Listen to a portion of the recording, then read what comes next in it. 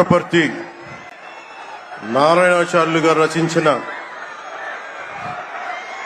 శివతాండవ కావ్యం పుట్టిన నేల, రచించిన నేల, తెలుగు భాష విలువను పెంచిన నేల, ఆడినమ్మ శివుడు పాడినమ్మ భవుడు అని శివతాండవాన్ని వినిపించిన నేల. ఈ నేల ఒక పుట్టపర్తి నారాయణాచార్యులు,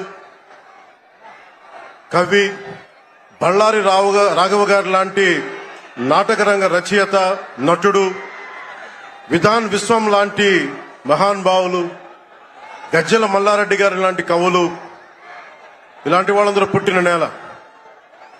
ప్రతి రాయలసీమ కవులు కళాకారులు అనేది ఋతువులు ఎన్నైనా మా రాళ్లసీమకి ఒకటే ఋతువు, కరువు ఋతువు. కాలాలు ఎన్నైనా మా రాయలసీమకి ఒకటే కాలం, ఎండాకాలం. దాన్ని మనం రూపుమాపే ప్రయత్నం చిత్తశుద్ధితో చేస్తోంది. పరిశ్రమలు, ఉద్యాన పంటలు, సాగునీటి ప్రాజెక్టులు మొదలైనవి చేపట్టి రాయలసీమని రతనాల సీమగా మార్చే దిశలోనే ఈ రోజున మేమందరం గౌరవ ముఖ్యమంత్రి గారి చంద్రబాబు నాయుడు గారి నాయకత్వంలో మేము ముందుకున్నాం. ఈ సూపర్ 6 కార్యక్రమం ఇన్ని వేల కోట్లు ఆర్థిక ఇబ్బందులుండి వీటన్నిటినీ ముందుకు తీసుకురాగలుగుతున్నామంటే మీ భవిష్యత్తు కోసం, యువత భవిష్యత్తు కోసం, మహిళల భవిష్యత్తు కోసం, ప్రతి ఆంధ్రప్రదేశ్ లో ఉన్న ప్రతి ఒక్కరూ బాగుండాలి, మీరు ఆనందంగా ఉండాలి. మీరే అన్నారు, ఆ రోజు మేము అడిగాం, రాష్ట్రం బాగుండాలి, యద్భావం తద్భవతి. మీరు ఎలా ఆలోచించారో మేమందరం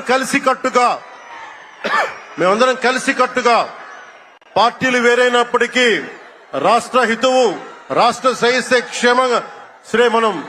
శ్రేయస్సును దృష్టిలో పెట్టుకొని ఈ రోజున మీ ముందుకొచ్చి ఇంత ఘన విజయంగా, ఇంత దిగ్విజయంతో ఈ సూపర్ 6 కార్యక్రమాన్ని మీ ముందుకు తీసుకొచ్చాం.